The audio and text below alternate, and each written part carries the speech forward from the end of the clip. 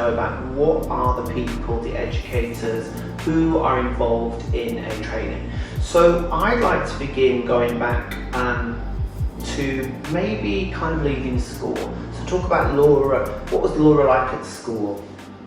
I would say I was that person who kind of mid-road, no trouble, maybe not memorable, but found things quite easy, didn't really have to try very hard.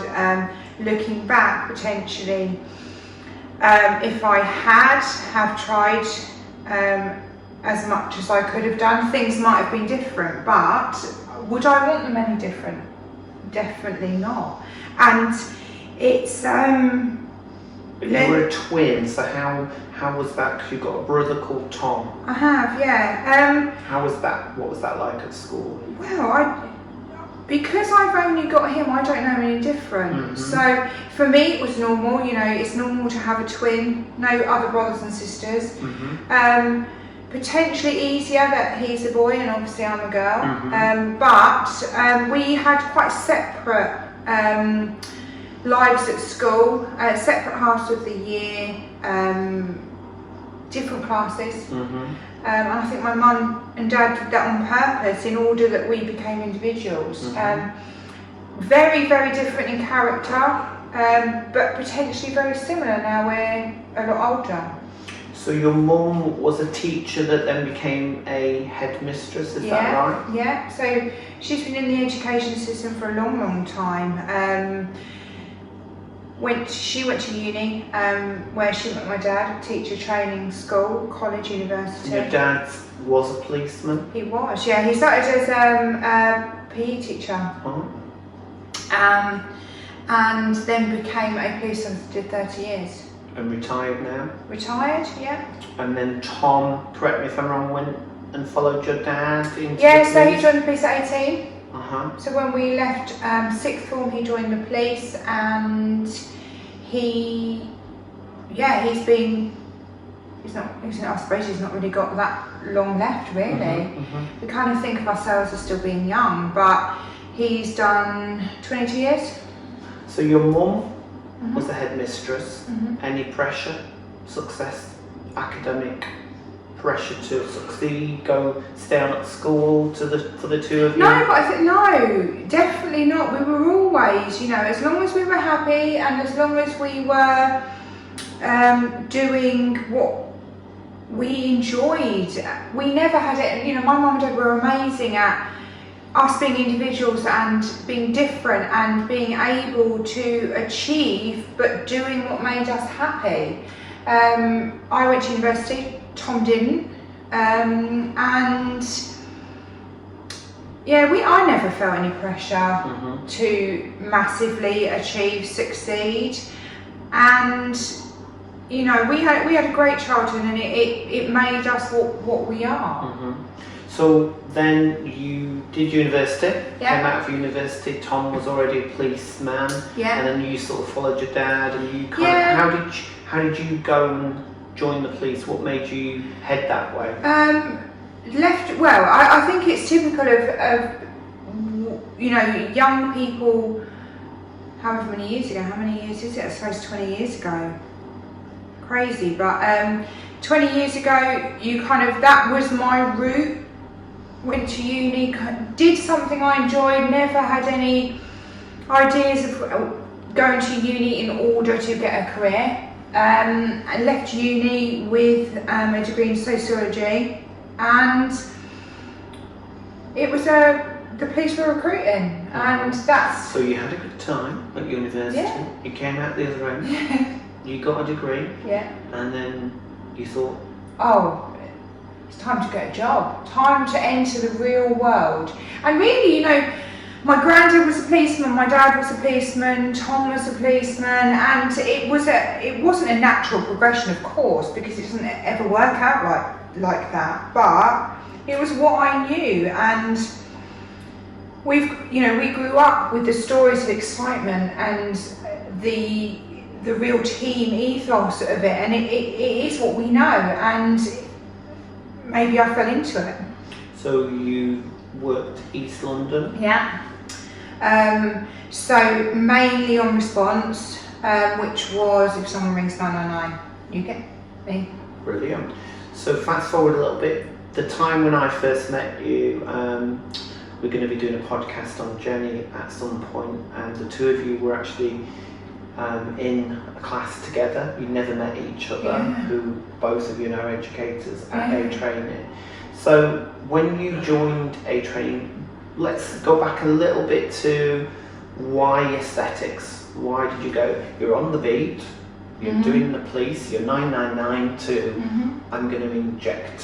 Where did that happen? How did that happen? So I had a daughter, and I always kind of said to myself that I wouldn't work early, late and nights, and I wouldn't do those kind of committed hours where I had no control over what I did day to day. And I had a friend who had recently trained somewhere else. She hadn't trained at A-Training, but she'd recently trained, and I was under the kind of misimpression, if you have it, that only medics or those with a medical qualification could inject. And having done some research, chatted away, and I thought, I'd always sought out these kind of treatments. And back in the day, you had to almost, they weren't really advertised, there wasn't the knowledge out there to the consumer that there is now. And you went to the person that everyone went to. And I did a lot of research into, was this potentially something that I, number one, could do, number two, would I be any good at, and number three, would I be able to build a career based on choosing to kind of exit a really kind of structured career where no matter what you got paid, and to make that jump from having that, but then giving myself complete control. So you wanted independence, you wanted to earn while you enjoyed doing what you do. So how old's your daughter? She's 13 now. 13, great. So when you joined, you worked really hard. I remember you as a really avid person who wanted to be the best. You could tell right from the beginning. You were connected, committed, and worked really hard. So let's fast forward. You were the second. Who was the first? I think I was the first. You were joining us just after I finished moving forward, getting the level 7 qualification. So then you went on to do the level 7 qualification, worked really hard to achieve it. Talk about the level 7, your kind of how you managed to achieve that.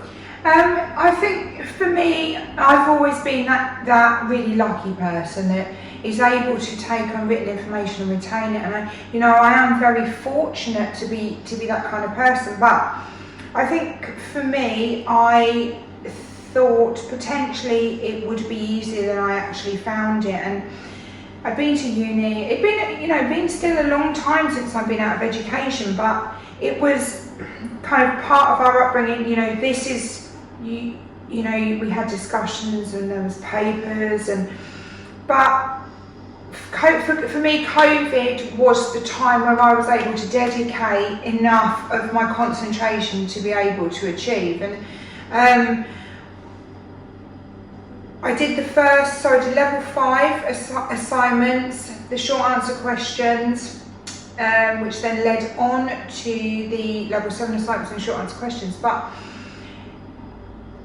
my first assignment, I remember thinking, oh my goodness, this is, how am I going to achieve? Because it wasn't really the amount of information that I needed to provide, it was the format in which I needed to do it. And I think once I managed to master the format, that's when it actually became enjoyable. And the amount of new things that I learned was invaluable, and actually now it's led me in the direction of teaching. A lot of the information that I researched, found out, evidenced.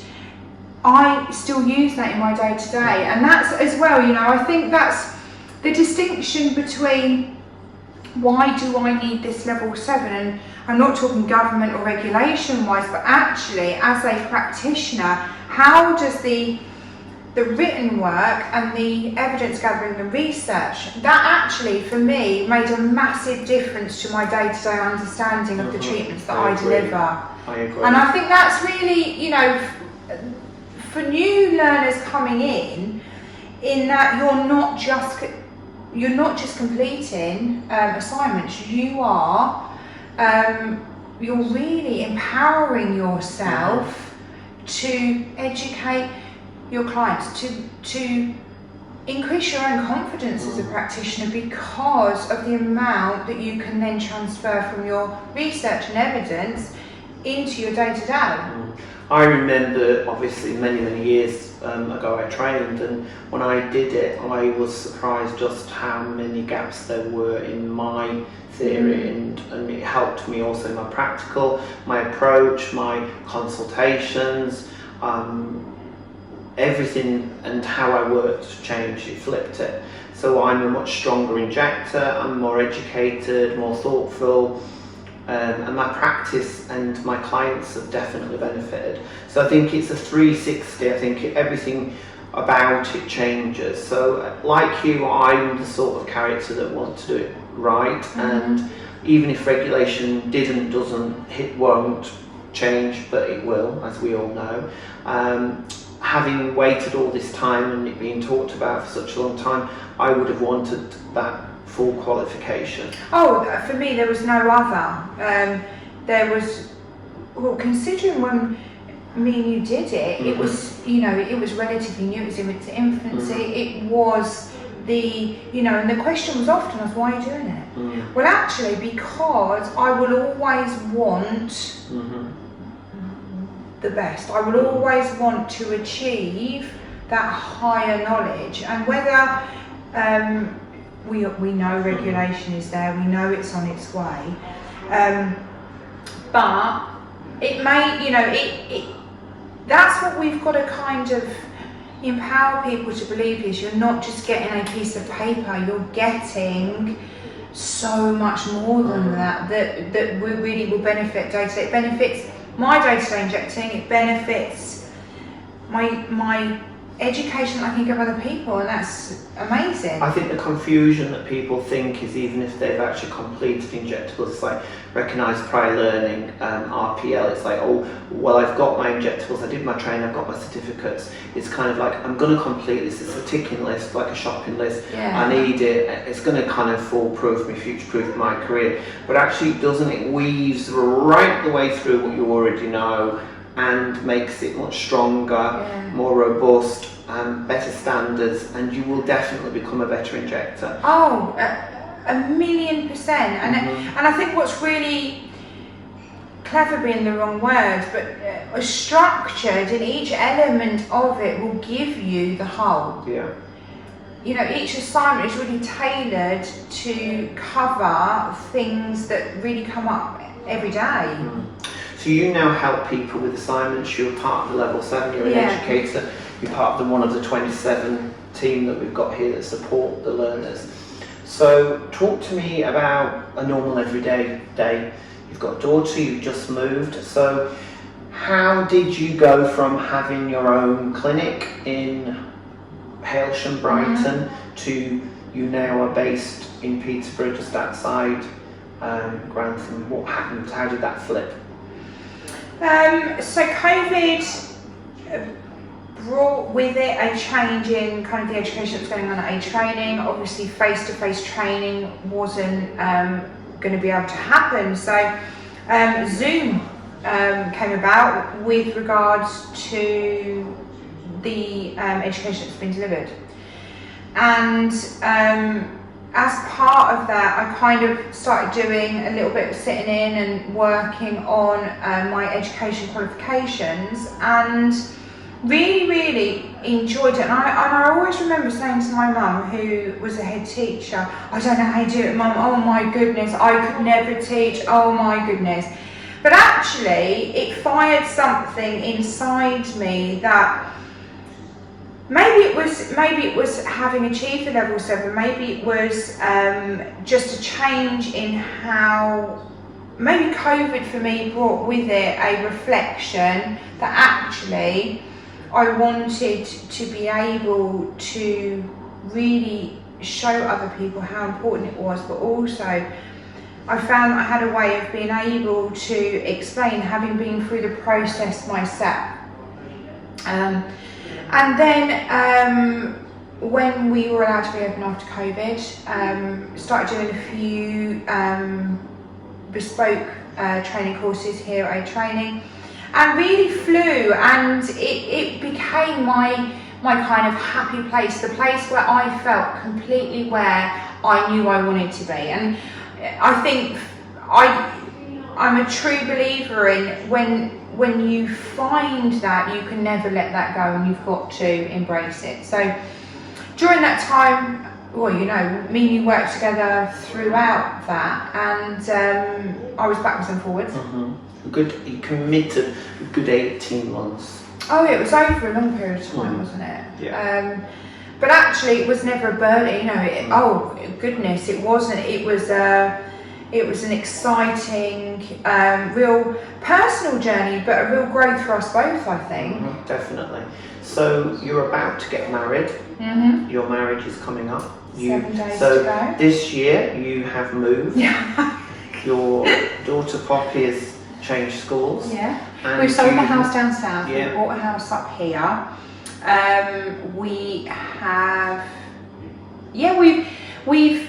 Well, it was all within a space of about maybe 4 or 6 weeks, really, wasn't it? Where it was. I think it was a natural decision, really. It was, you know, people say, oh, how did that happen? And I can't believe it was so quick. But actually, that's how life's journey took us, and it was part of the path that was written.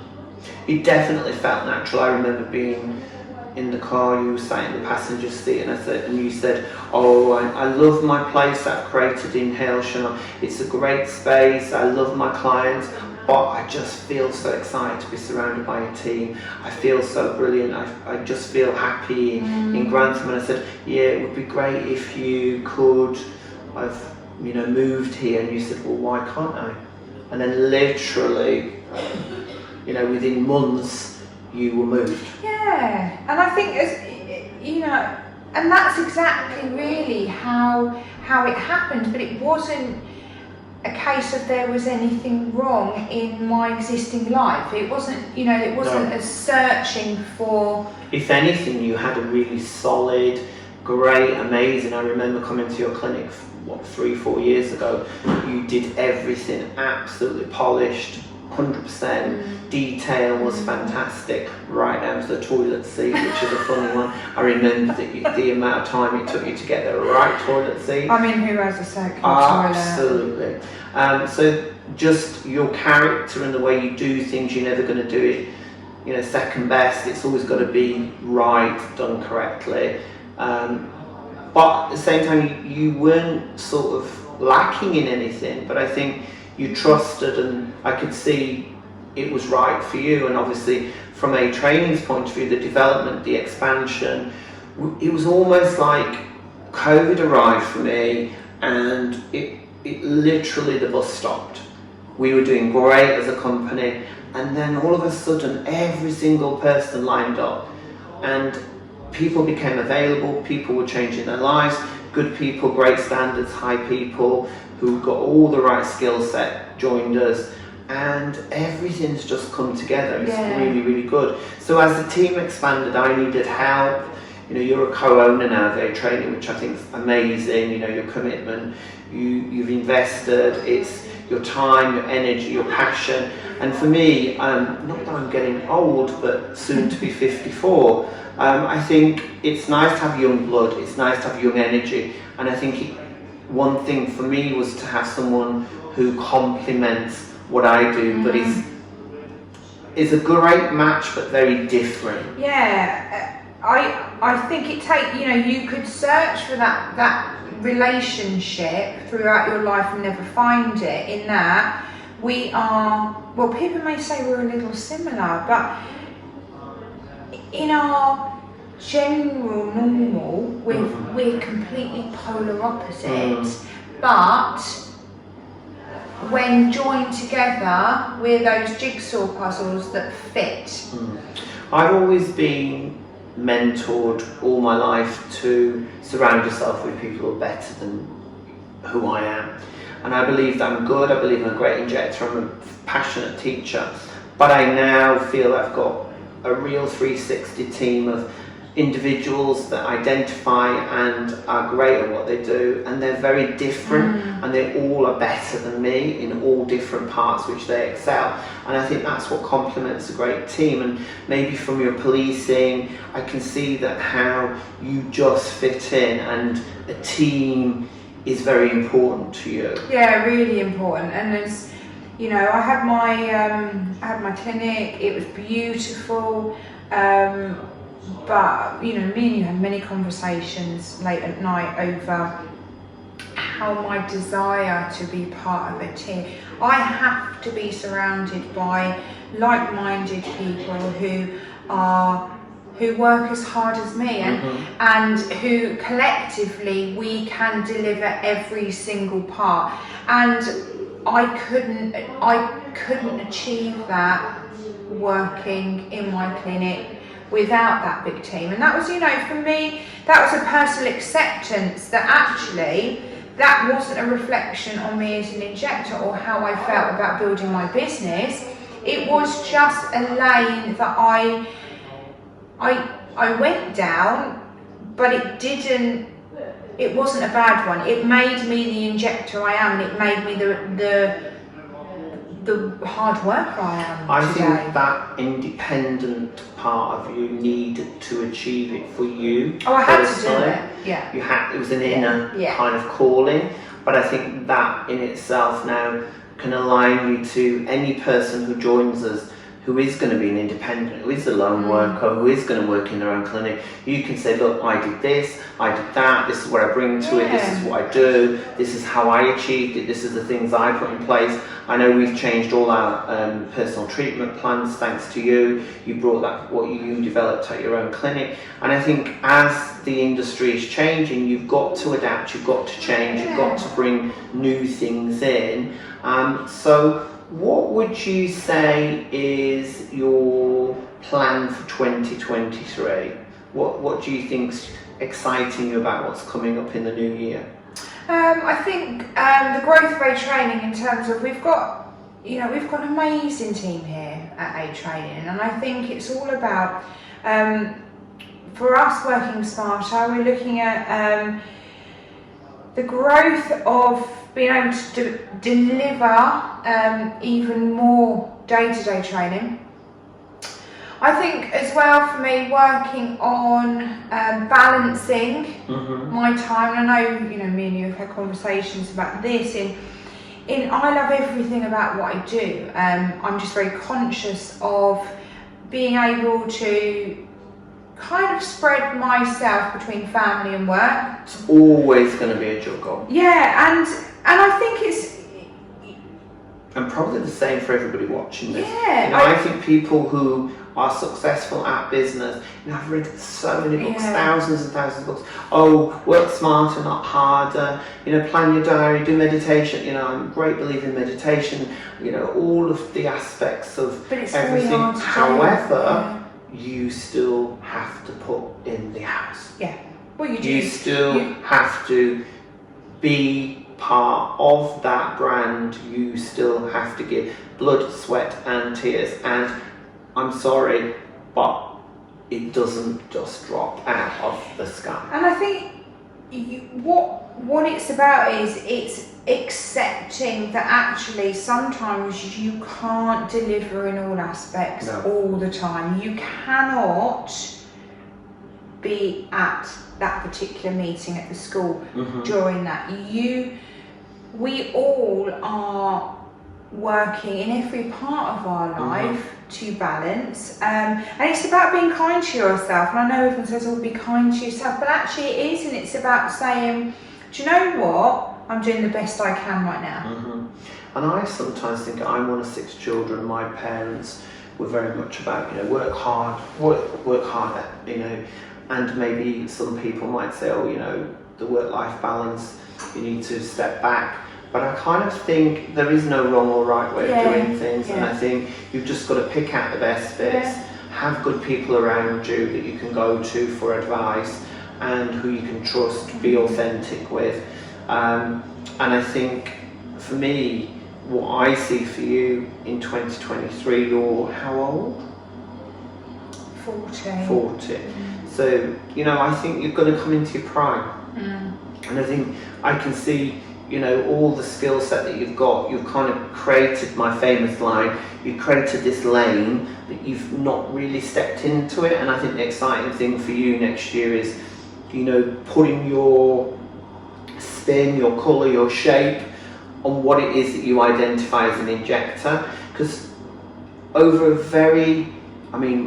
5 years, you've crammed so much education in, and you're not a jack of all trades, but from there's not very many people who academically can deliver and creatively show and tell. So I think that's what's exciting, but I also think you're gonna find your space, your place in 2023, which is exciting. And for me, developing educators within our training kind of academy is the exciting part. I want to spend more time with individuals, helping them to grow, seeing them shine and working through it. What's your pet hate about the industry then? Coming from a very different background. My pet hate about the industry is, I was having this conversation with someone yesterday about this actually, and it's about how, I've never known anything like it, in that I hear lots about people trying to kind of infiltrate with wrong information. Now, it's what I say to the learners that we educate coming through here is that stick to your lane. But there are potentially other people who will like to say, no, that's not right, or that's wrong, or no, that's never going to happen, or that is going to happen. And actually, what we really need to do is stick with what we know to be factual. And kind of, for me, there doesn't need to be hate, there doesn't need to be, we can all work together, and there's enough out there for everybody. 100%. And it's, for us, if you train at a training, you will, everyone here will give you everything. There are no secrets to be told. But I think, as part of regulation, when that comes in, potentially, hopefully, that may alleviate some of this misinformation that actually can be quite anxiety-inducing, can be quite detrimental, particularly when people are first starting out in the industry, and that actually everyone is worthy of receiving information and to be part of a great industry. So that, for me, I think my pet hate is definitely the discounts and the downgrading of the professionalism through removing and even diluting the qualification that we've worked so hard to get level 7. So many trainings, you don't need it, we'll never have it, we will never promote level 7, and all of a sudden they're promoting level 7, which is great. And I think everyone, there should be hundreds of training centres out there doing it, but I do think that the biggest thing is there shouldn't be a price war. This should not be about X 3 areas of Botox, come to me because I'm X amount of money. It should be, that person's going to you because you are the best, you know, you're giving your signature value to that person, and they're valuing you because you are an expert, you have the knowledge, and you're delivering a great treatment. So I think for me, you know, 2023 is really exciting. I think we kind of leaving behind us all of that quagmire of what ifs and shoulds and, you know, all of these and insurance, you know, everyone can do it, what can do it, who can't do it. And I think very quickly, in the kind of not too near future, we will see clarity. I think there'll be a real light shedding moment on, you know, this is what we need to do, this is how we need to do it. Well, an open book, because it's been a long time of debate over what it's going to mean and how it's going to happen and when it's going to happen and if it's going to happen, when actually we now know that now's the time. Yeah. Well, we've been here established 12 years, and in that 12 years there's been everything possible that could have happened that didn't happen. And I think where we're sitting now is what will happen is the structure will be very much core around the qualification, which we have had our 2 EQA visits, external quality assurance, which we've 100% flying colours, and I think that's where over 500 learners now that we've got on board makes me excited that we open our doors to new learners who are ready to embrace the path and to follow in our footsteps in, you know, walking in a career that is really, yes, you're going to make a lot of profit, but it is really enjoyable. You know, the real reason why I get up every morning is I absolutely love seeing someone's eyes pop when you show them the mirror and they go, wow, I really like what I see. And I think that genuinely to me makes me feel good inside. And in the flip side, when someone's apprehensive, which they should be about injecting, and they're nervous, and then 12 months later they come to a development day, you know, only yesterday 2 of the girls, we had a development day, and they were like, I remember you when you actually were so frightened about a needle, you didn't really have a clue, and here you are creating a brilliant set of lips. Running your own column and, you know, independently working and producing amazing results, but also putting all of that together to give the client that great experience. And for us as educators, that really is a fantastic moment. And actually, as much as we talk about the importance of 7, and yes, very important, when you're talking about a regulated qualification, we're not just talking about the importance of being able to sit at a chair and write. This is like minimum. Yeah. This should be level 7 minimum. It's everything else that goes on top. Everything. Yeah, 100%. I agree. I think it's really a bare minimum should be the qualification, and then everyone joining the industry should not be seeing this as ticking off a shopping list. I need to get a certificate, pop it on the wall, and then that's it. That should be like the beginning, the bare minimum. Yeah. It's like passing a driving test. Yeah, you know, and then you totally learn how to drive once you pass your driving test. Yeah. And this is what your level 7 should be like. But there is a uniform standardisation now that's a minimum that should continually be developed and should be kind of improved, and the standards should improve, and we should all work together on that. But I think as a voice for the industry, I think A-Training now is ready for what 2023 brings. I'm excited that you're on board. So you talked a little bit about your downtime, so let's finish on a bit like me. I know you like your dogs. So talk about dogs. Yeah, I've got 2 babies. Dogs. I've got 2 blue Staffordshire Terriers. Which I have met, and there was a little incident because as you we desperately wanted them to be doggy friends. We did, yeah. So I've got 2 Dobermans and 1 Weimaraner. I've got Arnie Doberman 3.5. I've got Shadow Weimaraner 2.5, and I've got wee little Luna at 16 weeks. So we decided to go on a walk. We did, and never again. No. it could have ended a lot worse, couldn't it? But Carnage. so my dogs are Ralph and Hugo, and Hugo's normally the good boy, but not that day. And there were a couple of little moments, weren't there? Where there was a near someone losing a head. One of the dogs nearly kind of lost their head.